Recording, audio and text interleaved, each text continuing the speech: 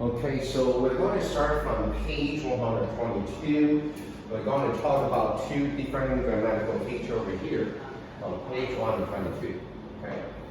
The first one we talk about is conditional.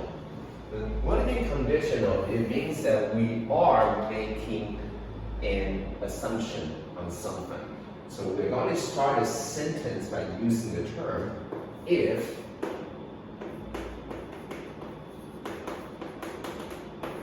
This is what we're going to learn today. Okay, so you're going to make an assumption here.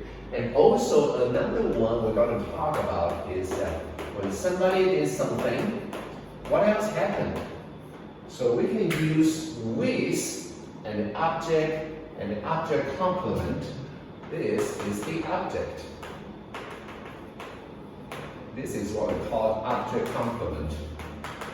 To give extra information on whatever you are talking about. Alright, so these are the objectives we are going to learn in this unit. Okay. So first of all, let's take a look at the sentence pattern over here. We're going to start with the sentence stating if in the beginning of the sentence. And then notice that we're going to use word W-E-R-E. Okay. And then in the main clause over here, it could be could or would or should or might. Could or would or might. And then you're going to write down the reflexive form of the verb. Okay, so this is the sentence pattern we're talking about over here. So what does it mean? Okay, so you can see that we're talking about something which is contrary to the present fact. And then we're going to use in this term. For example, now you are a student, right? Okay, so now you're a student. You are not a parent. You're not a father or you're not a mother, right? But if you're going to start a sentence by saying, if I, then you cannot use if I am a parent. You're going to say if I were a parent. Alright? Because it is contrary to the present fact. For example, you are not a bird, but if you want to start a sentence by saying if I, then you're going to say if I were a bird. Okay? Because currently you are not a bird. Okay? Do you understand what I'm saying? For example, now it is spring, right? Now it's March, so it is spring. And you're thinking about, oh, I would like to go swimming in summer. So you're suggesting that if it were summer now, I could go swimming. Okay? So when I'm making this kind of assumption over here, we don't care whether you talk about he or she or it or even I. Whatever subject we are talking about, we are going to use the term were. Okay? It could be if I were you, if he were, if she were, if anybody were. So in this case, we use were to tell people, to let people know that I'm making an assumption up here. Okay, so far so good. Alright, so if you really know what I'm talking about, then we're going to take a look at the first example over here.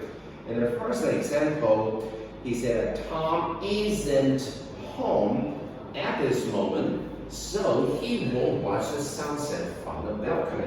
Okay, so this is the example we have in the sentence. In the first example, Tom isn't at home. And then he said at this moment, this is about at this moment. Tom isn't at home at this moment. And the following term we talk about is that so he won't watch the sunset from the balcony. So he won't watch the sunset from the balcony. All right, okay, so let's take a look at the statement over here. In the first example, we are talking about the truth. And the truth is related to the present, okay? Can you tell me that when we are talking about in a sentence, are we talking about now or are we talking about something happening in the past? Are we talking about now or before? Now, very good. Why do you think we're talking about now? Yeah, that's right. You can see at this moment. Also, you can see the word is isn't, right? Isn't means present tense. So when you are trying to make an if clause over here, you have to make sure that whether we're talking about the present fact. All right? And then the second sentence over here we use won't. Okay, so now we're going to start a sentence by saying if in the beginning of the sentence. So first of all, I'm going to write out if. Okay, and then you have to think about the subject we talk about is Tom over here. If Tom, well, in the very beginning statement we have over here is isn't. However, if we're going to use a if clause for this sentence over here, can I write out if Tom isn't? No, very good. So what are we going to do? Very good, because this is a negative statement. All right, so however we're going to make an if, so this is negative, we're going to make a positive. And also, we are not going to use the word is anymore because when we talk about if clause up here, whether it's he or she or I or anybody, we're going to use the term were, and there is no not over here, okay? So if Tom were at home at this moment,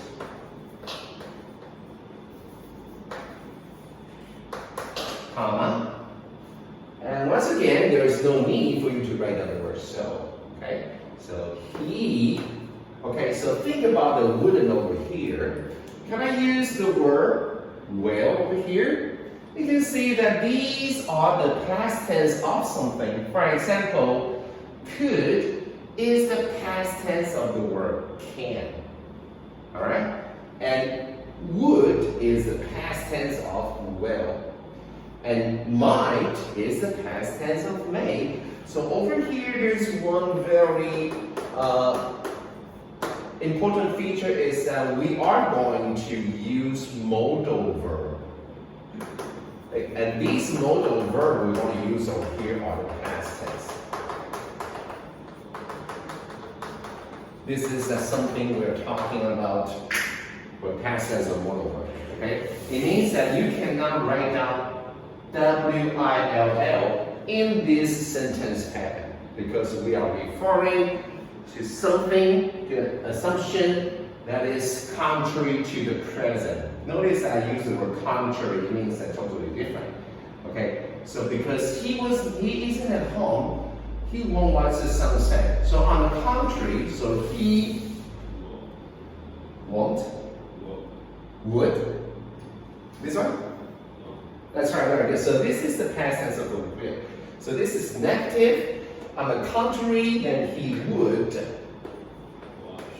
Yeah, that's right, very good. You did a very good job. And also we are going to use the reflexive form of the verb, means that you are not going to change anything in this sentence pattern. So if Tom were at home at this moment, he would watch the sunset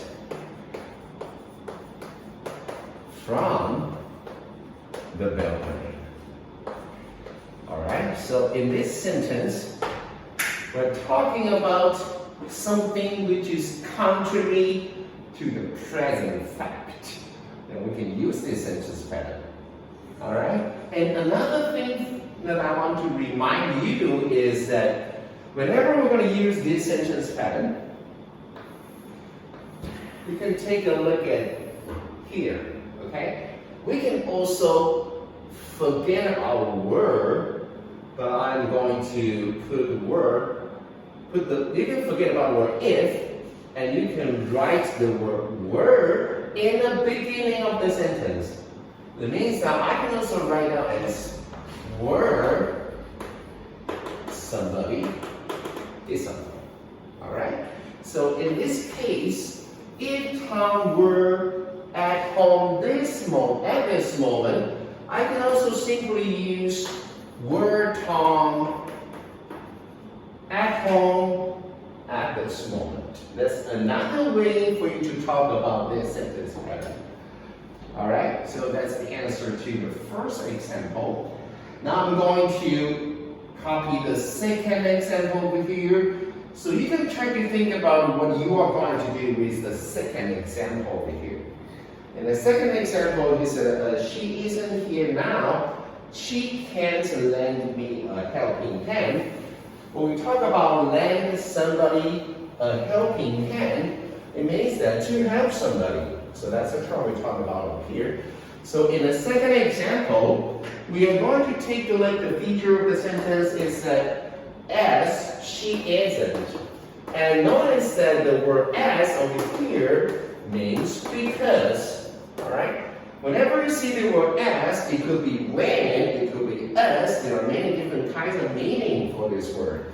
In this case, as refers to because.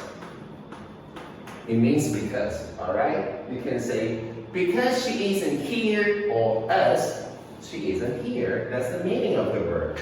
So, as she isn't here, she can't lend me a helping hand. I think this term is very obvious. To lend somebody a helping hand, literal meaning is that to help somebody, right?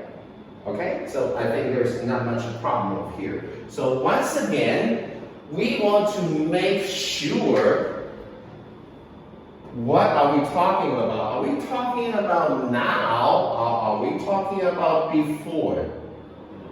No, very good. So why do you know that we're talking about now? That's right, you can see the word isn't, and also you can see the word now, right? Okay, so we are talking about the fact, and this fact is a present fact. We are talking about now. And once again, you can see there's the word can't. Okay, so now I'm going to make an assumption that if, she is not here, right? But if I start the sentence by saying if she, so what are you going to do?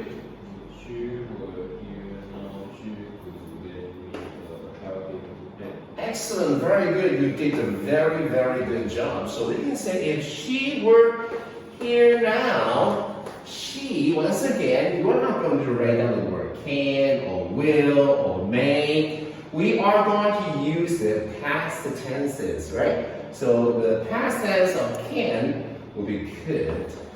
And once again, you cannot write a noun here because it's contrary, okay? Contrary to the fact. So if she were here now, she could lend me a helping hand. All right, so that's the answer to the second question over here.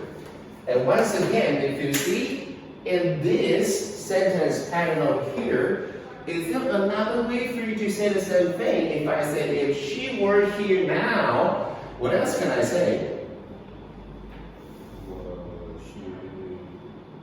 That's right. If she were here now refers to were she here now. But this is not a question. Alright? Okay? So once again, you can also say that were she here now. Means the same.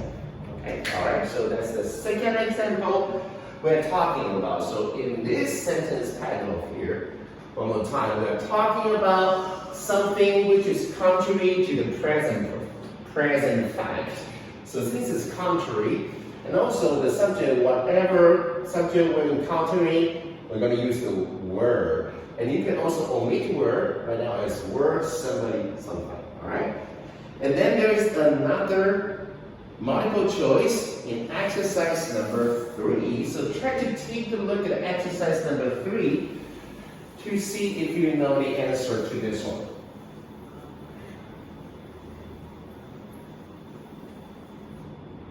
Do you have the answer? I'm going to copy the sentence first. It's a blank summer now. Very good. Excellent. There are 2 ways for you to write it, right?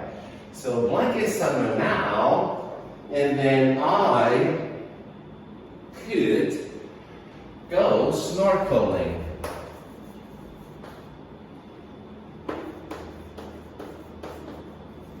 Do you know the word snorkel? Go snorkeling. Do you know the word? Well, in summer, what can you do? In summer, when you go to the beach, when you go to the sea, what can you do in the sea? Think about it. Usually you can say, well, you can go swimming, right? You can go swim in the sea. And go snorkeling is also a very popular activity that you can do in the sea. Do you know what it is? Oh, if it's, you're talking about go surfing, first the thing is that you are having a surfing board, so you stand on the board, and then when a big wave comes, then you can go surfing. Okay? But go snorkeling is different from go surfing. Think about it. What else can you do when you go to a... Yeah? Very good. There are 2 types of activity you talk about. The one that you're talking about could be go diving. And the other one is go snorkeling. Okay, the difference is that this is the seawater. Okay? So if you go snorkeling, means that you are going underneath the water, but not very, very deep. If you're going, that's right, exactly. If you are going very, very deep, then you have to carry oxygen bottle, right? So that you can breathe underneath the sea. So this is go diving, okay? This is also underneath the water, and it can go very deep to the water. However, go snorkeling cannot go that deep, because when I go snorkeling, you probably wear snorkels. Okay, you will put on your goggles, and there's a snorkel, there's a tube over here. So you can use the tube to breathe the air. Okay, so this is what we call go snorkeling. It is different from go diving. Okay, go diving. If you really want to go diving, you need to pay a lot of money to get trained, and you have to put on a lot of gears. You have to carry an oxygen bottle, and then you have to be trained so that you can go down to the deep of the water, and that's go diving. And in this case, it's go snorkeling. All right? Okay, good. So now we know that like summer now, I could go snorkeling. So you just mentioned, what is that over here? Oh, were it, right? Okay, very good. So actually, there are 2 ways for you to write down a sentence.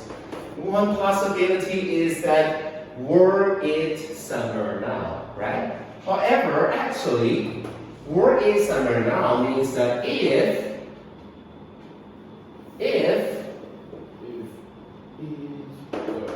that's right, very good. If it were summer now, so we are talking about contrary to the present fact.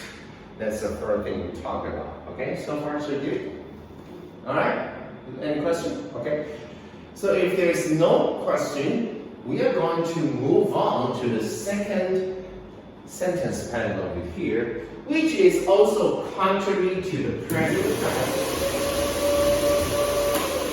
And in the second sentence pattern over here, it's very similar to the first sentence pattern. And you can try to take a look at the difference.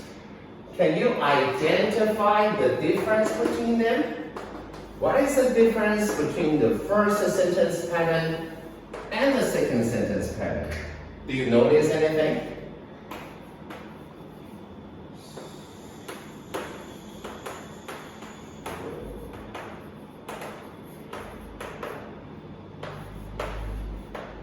Okay? Well, both the first and the second sentence pattern were contrary to the present fact. But in the first example and the second example, you can see we use the same pattern to write down the main clause.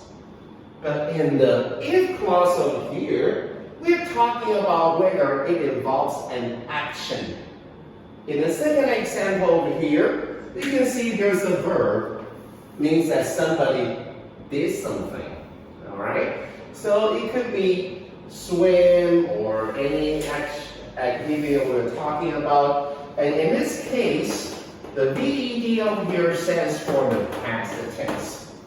So the only difference between the first sentence pattern and the second sentence is that whether an action is involved. All right, in the first example, there is no action. In the second example, there is an action. It could be walk or sleep or any activity that we are talking about. But in the first sentence pattern, you can see if I were you, if I were a parent, if it were summer now, if I were a bird, sentence like this, then you simply use were. All right? Okay? So that's the difference between the first sentence pattern and the second sentence pattern up here. So we're going to give you some examples so that you can better understand what I'm talking about. So number one, Ruth does not have time, so she cannot attend the meeting. So we are going to write down the if clause in this case.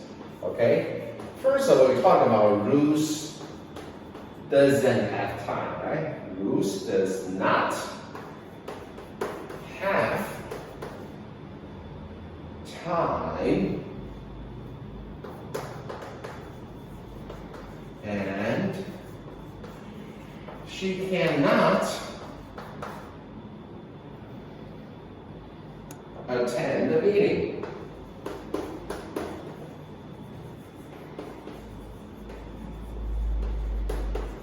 Okay, so this is the first example we're talking about. So first thing, you are going to identify whether this statement is related to something happening right now or something happened in the before. So what do you think? Is something happening right now or before? Right now, why? Very good, you did a good job, why? That's very good, because it's very obvious that whenever we're going to use this word, it means that we're talking about something happening now. It's the present tense, right? And then we can also notice that we use the term can instead of using the word could. So we're talking about the present fact. And another thing that we're going to write out here, think about it. Should I use the first sentence pattern or the second sentence pattern? What do you think? In this example, is the first sentence pattern or the second pattern? The second one, very good. So why do you think it's the second pattern?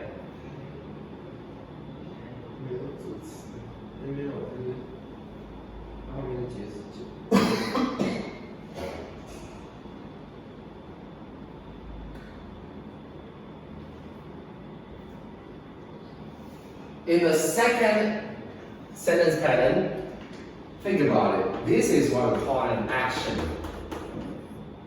Some action is involved. In the first sentence pattern, there is no action. Usually it is followed by a noun. If I were you, if it were summer now, okay? But in this sentence pattern, usually you would recognize a verb in this case. So do you observe any verb In a statement, verb. Very good, excellent. So this is very different from the first sentence pattern. In the first sentence pattern, there is no action involved. In the second sentence pattern of here, there must be some action or verb involved in this case. Alright, so we are going to start sentence by if Ruth. Okay, so think about it. What is the next word that I'm going to write out here? Very good, you did a very good job. So here, this is a negative statement. Remember that we're going to do the contrary, okay? So if Ruth, and then you're going to use the past tense of the verb over here. So if Ruth had time, okay? And do I have to write the word and? No need, right? Okay, very good. So she, once again, how am I going to continue the sentence? She, very good. In the beginning, it's cannot, right? First of all, change to past tense. Secondly, there's no need to write the word not, right? So she could attend the meeting.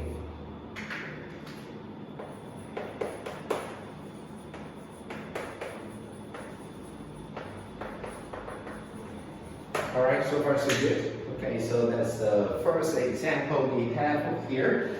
And then now let's move on to the second example. Is that I don't know Tina's phone number, so I won't ask out to a movie. So think about it. If you're going to use the term if, so how are you going to write a sentence over here? And also think about that whether this is the first sentence pattern or is the second sentence pattern, all right? So in this example we have over here, number 3, is that if I want enough money, if I want enough money, and then we're going to continue the sentence that I will buy that brand design bag for my wife. I will buy the brand design bag for my wife. Okay, first of all, you will probably have to think about it.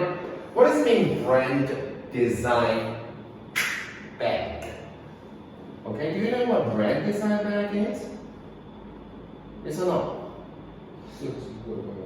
Yeah, design means that you have to think about something, right? You probably have to invent something. So brand design bag means that, yeah, that's right, very good. Because they like go shopping, right? They like to go shopping, especially they like brand design bag. Can you name any brand design bag you have heard before? What are the most famous brand design bags you have heard before?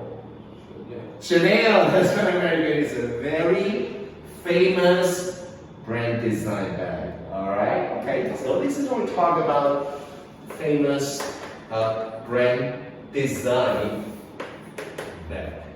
Okay, usually just like Chanel, it's a very expensive brand design bag. Okay, all right. So this is the word that we should learn in this case. And so if I want enough money, I will buy the brand design bag for my wife. Okay? Okay, so think about it. What is the answer to this question? So you're thinking about A? Okay, so in this case, we are not going to write down the answer as A. So, do you know why? Think about it one more time.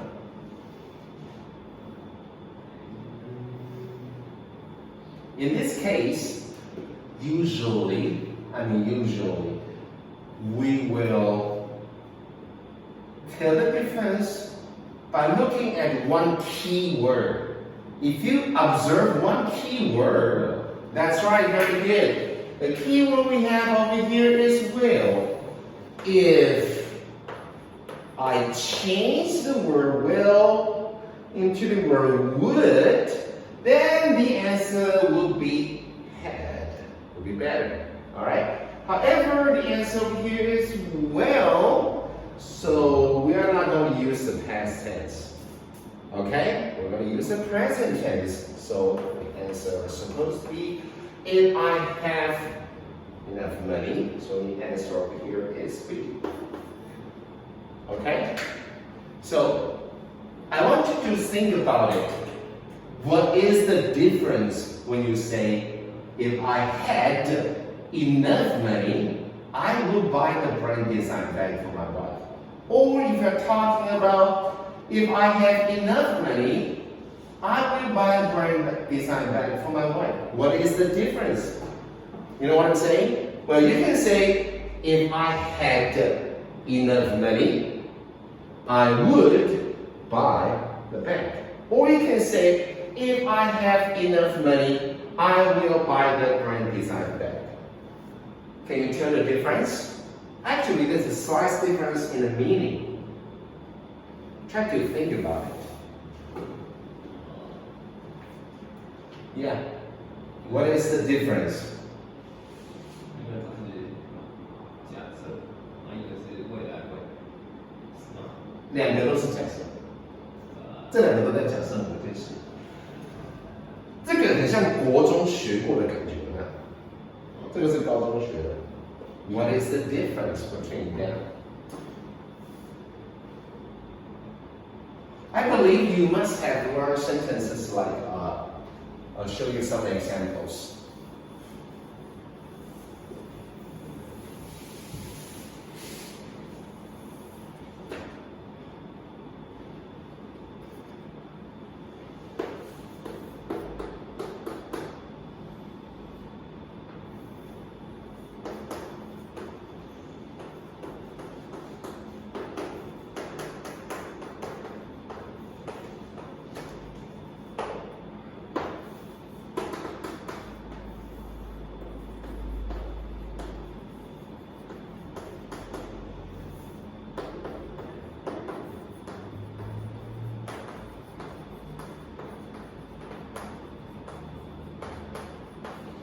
If you are not familiar with the two differences, try to think about the two examples over here. The first example should be, if it rains tomorrow, I will stay home, because I didn't use the past tense, right? I used the word will, so I use the present tense. However, if I use the word would over here, this is the past tense, so this is the past tense. But in this case, this is contrary to the present, and we're going to use if it were summer now. Okay? So what exactly the difference is between the two sentences? There are two key words, one for each. As long as you identify the key words, you would understand the difference.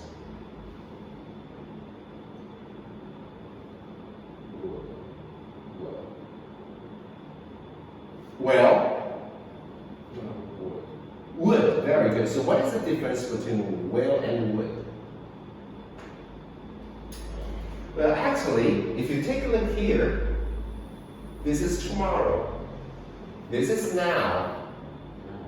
Right? So in this case, we are doing some assumption for the future. I mean, maybe in the future, just like tomorrow, if it rains tomorrow, it means that there is a possibility that it is going to rain tomorrow.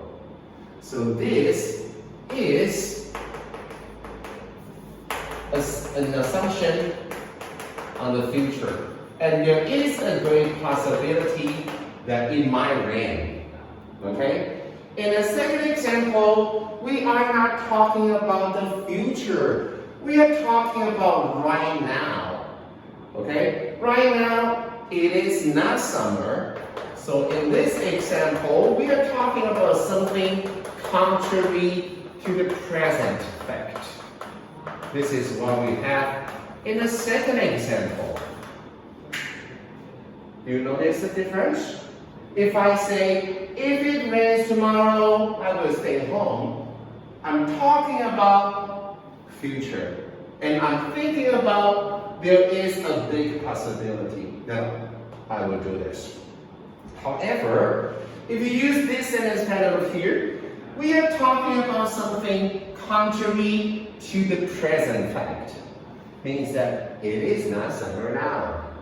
Okay? In this case, I am not sure it will rain tomorrow or not, but I think there is a great possibility that it will rain tomorrow.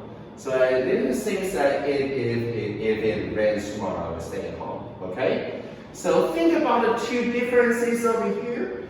If I say, if I had enough money, I would buy. So we are talking about something which is contrary to the present. So literally meaning that right now, I have no money. So in reality, I cannot buy a very expensive bag for my wife. In this case, it means that maybe in the future, I'm thinking about there is a great possibility that I might have enough money. So if I have enough money, I will definitely buy a brand bag for my, design bag for my wife. Do you understand the difference now? Are you sure? Yes. Okay, so please copy the two sentences, take some notes so that I know you understand it. Alright? 把这两个笔记写一下哈。未来可能性大，它指的是对未来的假设。那我们现在高中要学的假设语气是它有分好几个，我们现在只介绍第一种的，就是你假设的是与现在所发生的事实是完全相反的。OK， 可以哈。所以在第一个例子里面 ，If it rains tomorrow, I will stay home。它在说明说，说话者认为在未来会下雨这件事情几率很高。那如果一下雨了，那我就待在家里。第二句它用的是与现在事实相反的，换句话说，现在不是夏天，所以我根本就不能去游泳。它的假设与未来一点关系都没有，它强调的是跟现在有关。所以回到刚才的第三题，如果你写 If I had enough money, I would buy， 它的意思只说我现在身上根本就没有足够的钱，所以我现在也没有能力去买名牌包。下面那一句话是在对未来的假设。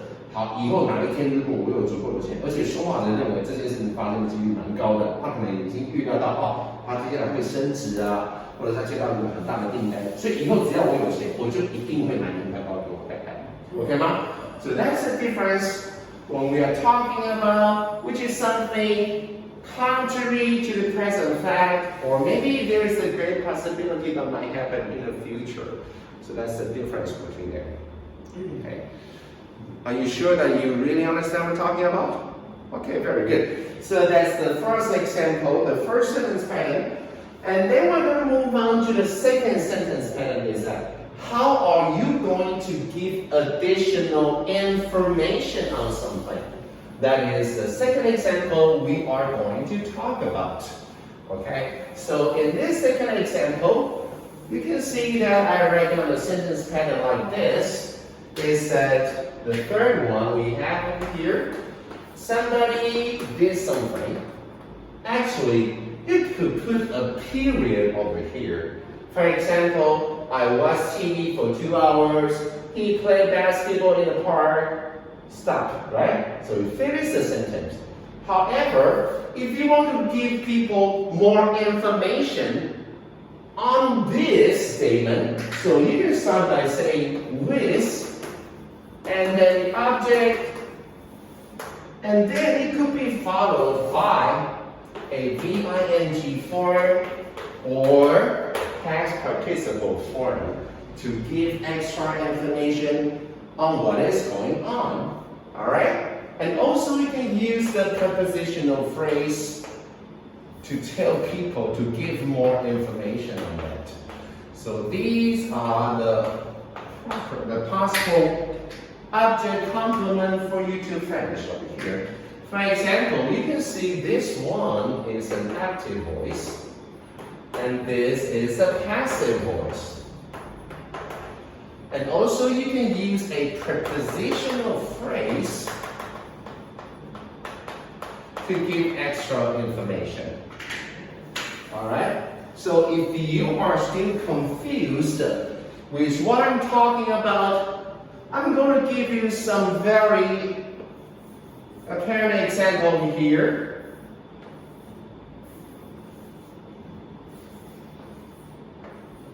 Okay, so this is a bicycle. Alright? Okay? So, and there is a girl. There is a girl. There is a girl. She is riding a bicycle. Okay? There's a girl, and she's riding a bicycle.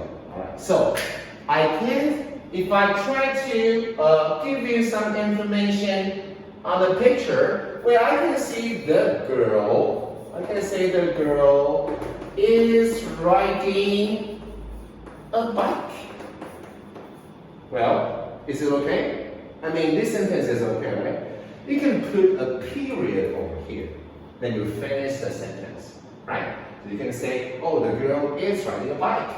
So this is something you are talking about. I am watching TV, she was reading, I got up early. You can make a sentence here. And then you can put a period, right? To tell people like, okay, I finished the sentence. But if you want to give additional information, this is the additional information that you are going to tell people about it. What does it mean in additional information? It means that, yes, the little girl is riding a bike, but I want to tell you that what happened to her hair. You notice what happened to her hair? Because maybe she's riding a bike really fast. So what happened to her hair? If I want to give more additional information on her hair, so I'm going to start by saying with, okay? That is the way that we want to give you additional information, okay? To tell you that what happened to something else when she was doing this. So, you take out that period over here, you're going to start by saying with, okay? And I'm talking about her hair, so I'm going to write down her hair. Okay, and what happened to her hair? Think about it. Her hair flies in the air. Okay? So think about it whether this is an active voice or passive voice. Active or passive? Her hair flying in the air. Are you sure? Her hair fly? 飞舞。她的头发随风飞舞，所以头发是在做飞舞的动作。所以主动头发飞舞，主动不是头发被飞哦，被风吹可以，可是我是说 fly 这个字。Okay, so you can see that with her hair flying in the air. Okay, so in the beginning, the sentence finished over here. And the yellow part is the part that you are going to give more details on what you are thinking. So that the readers can look at the sentence and think about what you are talking about. Instead of just watching a little girl was riding a bike. If you put this, and you can also see, oh, her hair is right there. Alright? Okay, so that is the way we are going to prolong the sentence. We can make the sentence longer and give much more information on whatever you are going to describe. Alright, so this is what I have here. Let's take a look at an example. First one, the poor beggar squatted in the street. His legs were shivering from the cold. Okay, so I'm going to copy the sentence on the blackboard so you can think about it if you are going to put the sentences together. What is the way that you are going to construct it? The first example is that the poor beggar. The poor beggar, and what happened to him is that he squatted in the street. Do you know the term squat?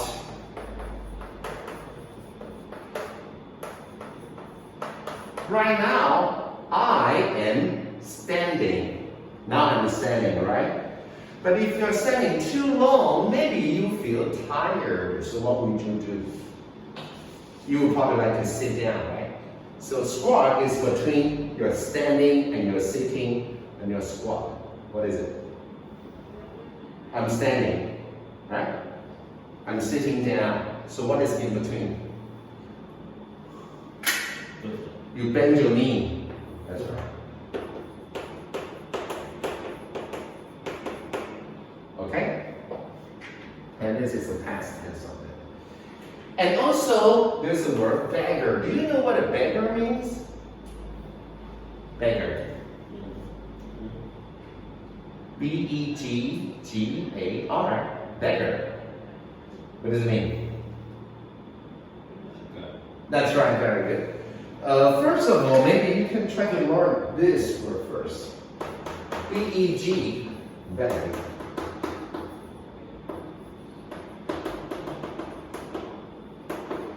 If you are going to ask somebody for something, then you can use the word beg, okay? And then you put G-A-R, then it makes it into a noun. It's someone who makes a living by begging for mercy. So this is part of the way they make a living. So the poor beggar squatted in the street. That's the first sentence we have up here. And the second one, his legs were shivering from the cold. His legs were shivering from the cold. All right, so this is the second sentence we're talking about. So I think you should think about the word. What does it mean, shiver? What does it mean, shiver? Yeah. Try to take a look at the words followed by the word shiver, from the cold. When it is very, very cold, what will happen to your body if you do not put on enough clothes? Yeah, that's right, very good. So you can try to learn the word by observing the words follows by it, right? So his legs were shivering from the cold. Okay, it means that he cannot help himself. Right? His legs were shivering. Okay, so you can try to think about, of course you can finish the first sentence stuff on here, right? But if you want to give additional information with this term, then you can simply copy the first sentence, right? And for the second sentence, what are you going to do?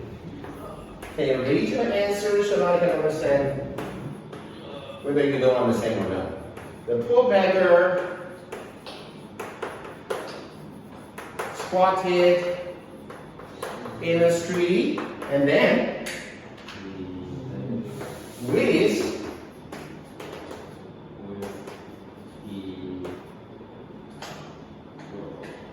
his legs, and then what happened? You have to think about the voice between his leg and shiver. It's an active voice or passive voice? Yeah, that's right. So you're going to use the, yeah, that's right. So it's shivering. But do you have to write down the word word? What about word? B. There's no need. Okay, we simply write out shiver and that's okay. Forget about the word.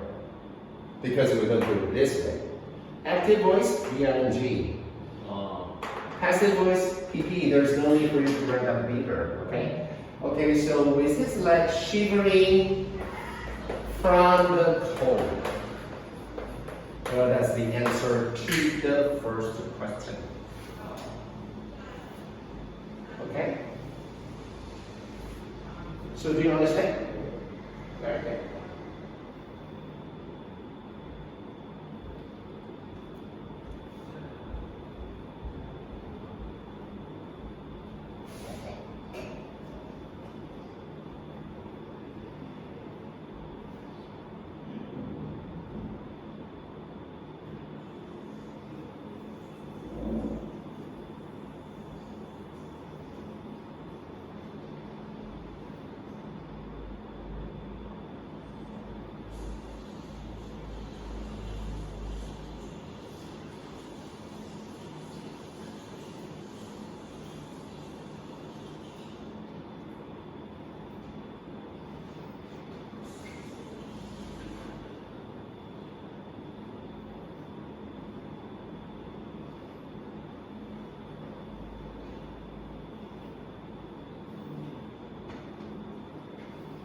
Okay, if you finish the first example, we're going to take a look at the second example here.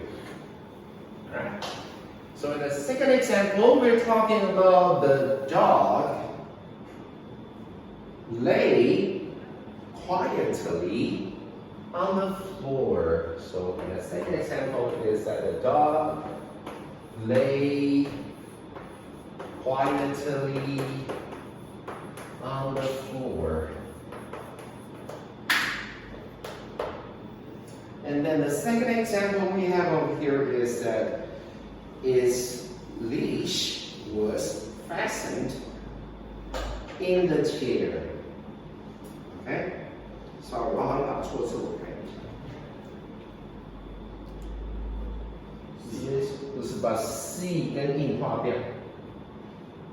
His 打错字没有注意到，好，来，所以his leash was fastened.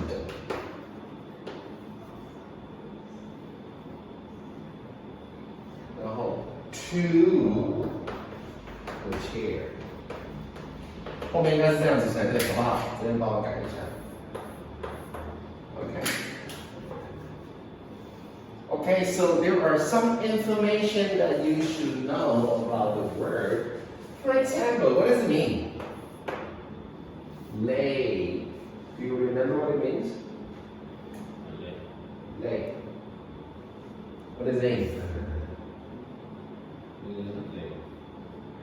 这是现在式还是过去式？过去式哦。那谁的过去式是呢？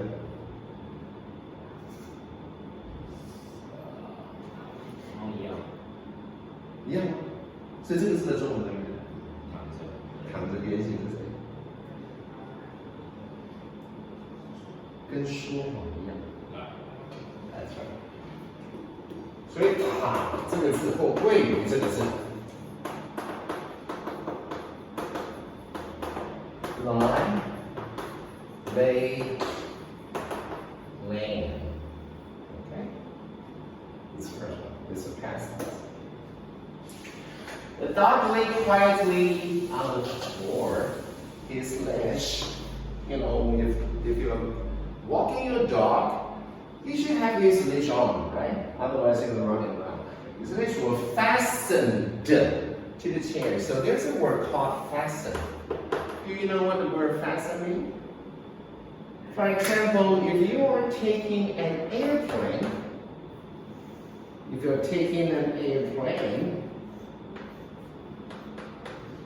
when the airplane is going to take off or when an airplane is going to land.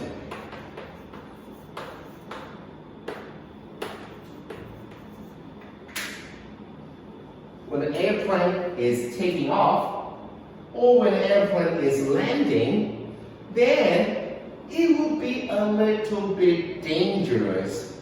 So usually the flight attendants will ask you to fasten your seatbelt. Yeah, that's right, very good, because you might get hurt if there's anything wrong. So we can say, fasten your seat belt. Alright? To fasten something means to fix something, to make something fixed, or something fastened. So his lash was fastened to the chair. Okay, so that's the meaning of the word fasten. So we can say fasten your seatbelt, especially when taking an airplane. When the airplane is taking off or when the airplane is landing, you should fasten your seatbelt instead of walking along because you might get hurt. Alright? So fasten to the chair. Okay, so that's the example we have here. Of course, you can simply write down the dog lay quiet on the floor. Then you finish the sentence. But if you want to give people additional information, then after writing down the first example, you can try to use this useful sentence patterns to give more details on whatever you're trying to let people see. Okay? So the first one is the dog lay quietly on the floor. Let's move on to the sentence of here. What else are we going to do? With, okay? And then, what is the object we're talking about? With what?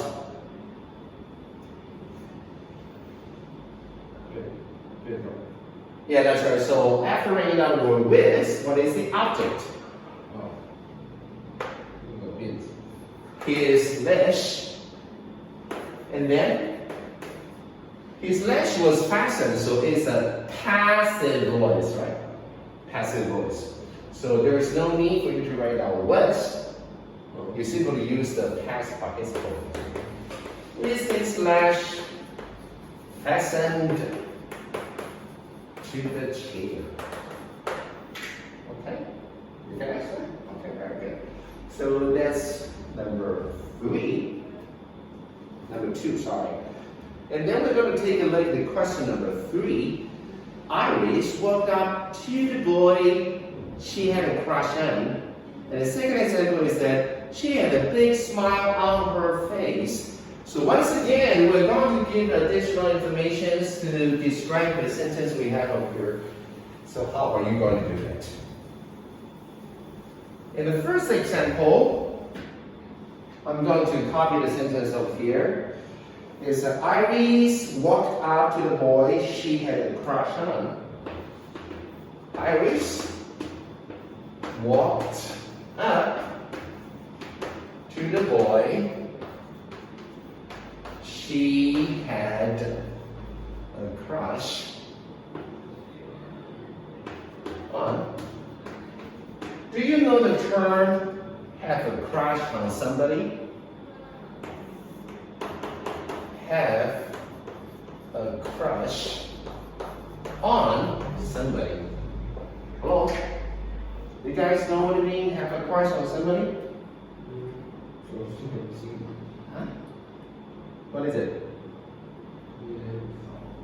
不是走向哦，走向是 walk up to somebody. Have a crush on somebody means that you like somebody. But he or she may not be aware of it. He or she doesn't know that you like him or her. That's right, very good. 暗恋的意思啊 Have a crush on somebody. Do you have a crush on somebody? Huh?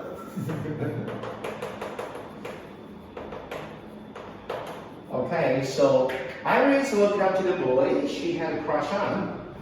And then the second example here is that she had a big smile on her face. She had a big smile on her face. Alright? 你来得及吗？可以吗？爸爸来了，好，来了你就随时跟我讲，好不好？我们应该可以至少我们把内容讲完，然后下次全班都到了，我们会再重新的快速复习一次，我们再来做题目，好不好？OK， 来。So, if we are going to put the two sentences together, try to take a look at the second example. Think about the word she. Who are we talking about? She. Who is she? 来吗？你请。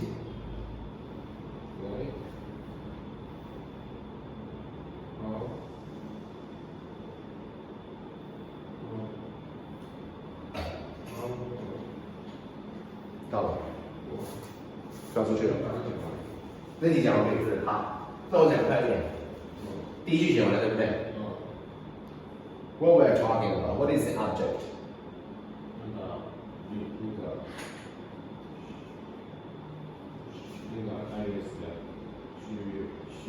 She means Iris, right?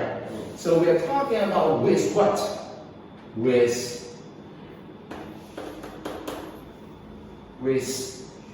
no. You're going to write out. You're not going to write. The key point is that what do you see? It's a big smile. So we can see the object is a big smile. And where is the big smile? The big smile is on her face. We can also use a prepositional phrase in this case. So it's a big smile on her face. That is the answer to this one. Alright? 第三个答案就是这样子。OK？ 可以吗？好，你下次提醒我讲解第6题。好，不过还是先帮他全部都自己讲，好不好？好 ，OK， 好吧，我就先抄到这里了。